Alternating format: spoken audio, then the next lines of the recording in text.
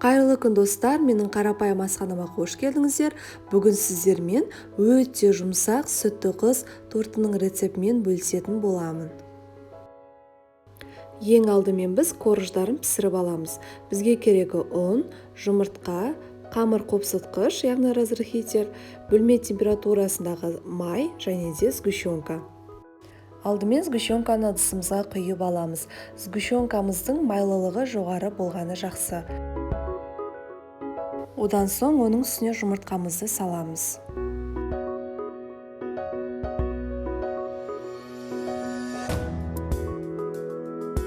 Миксермен жақсылап араластырамыз.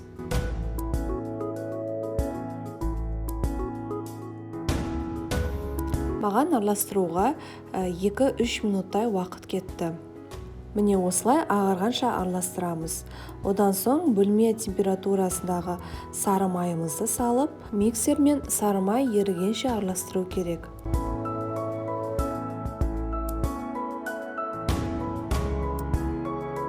Одан соң ұнымызға қопсытқышты араластырамыз.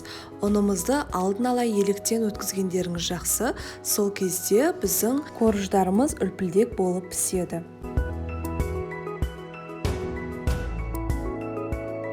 Аз-аз мөлшерден сала отырып, жақсылап араластырып аламыз.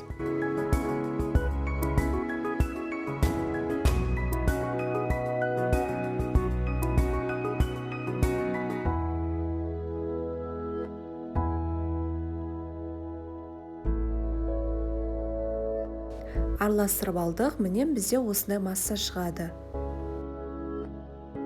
Енді біз пергамент қағазын пайдаланамыз. Дәл осы поклан пергамент қағазы өте жақсы. Мен алдын ала осылай кесіп дайындап қойдым. Енді дөңгелек пішіндер жасаймыз. Мен арнайы осы форманы пайдаланып, пергамент қағаздарына осылай сызып алдым. Әр пергамент қағазының үстіне 2 ас қасықтан салып шығамын. Бұл жерде өз қалауларыңыз, мен өте жұқа корждар дайындаймын. Егер сіздер қалың корждар қаласаңыздар, 3-4 ас қасықтан пісіріп алсаңыздар болады. Міне видеода көрсетілгенде барынша осылай тегіс жағып шығуға тырысыңыздар. Сіздер қаншалықты дұрыс жақсаңыздар, соншалықты корждарыңыз әдемі болып шығады.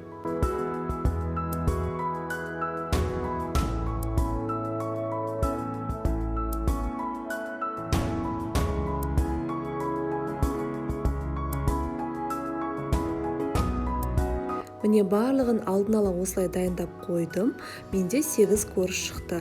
Қызып тұрған пеште 180 градуста 5-7 минуттай пісіріп аламыз.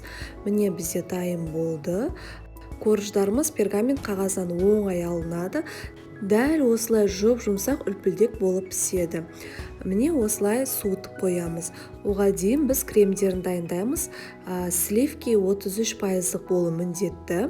Және де бір күн алдын холодильникте сақтаңыздар. Сол кезде біздің әдемі кремдеріміз шығады.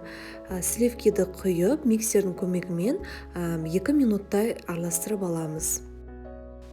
Үстіне сахарный пудраны салып, тағы да араластырамыз.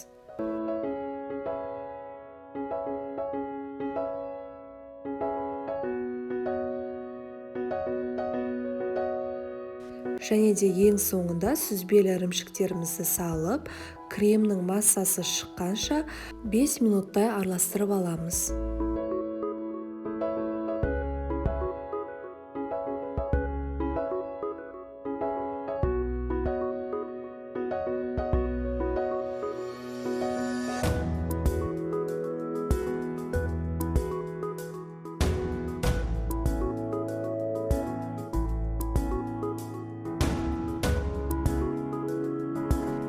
Міне бізде осындай әдемі крем шықты.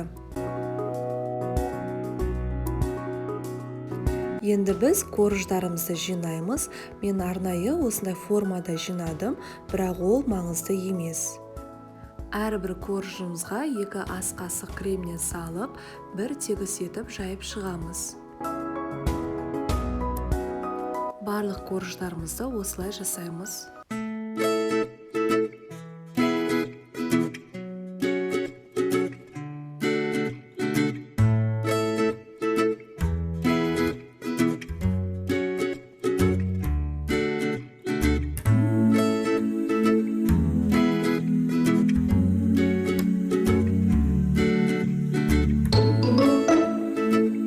міне біздің корждарымыз жиналды.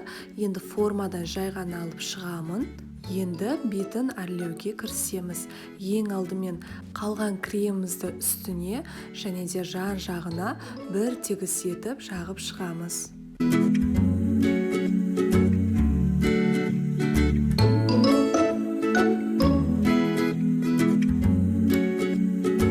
Әдемілеп тегістеп аламыз.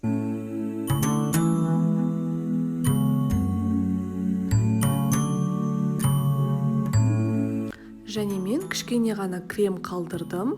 Оған қызыл түсті бояуды қосып, жақсылап араластырып, тортымызды тағы да сәндеп шығамыз. Бірақ ол маңызды емес, өз қалауларыңыз бойынша әсемдеуге болады.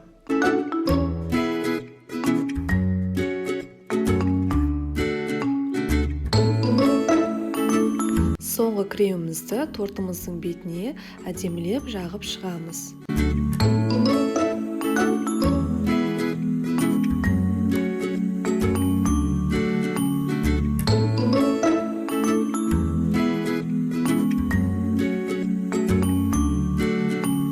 Мінекей дайын болды.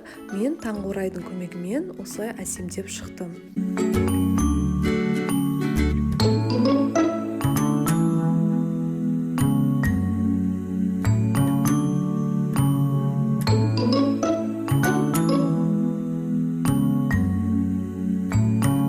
Холодильникке 2-3 сағатқа қалдырамыз.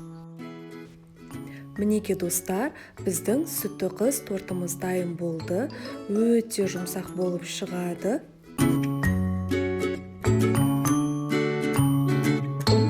Міне осы бір бөлігінің өзі тойымды.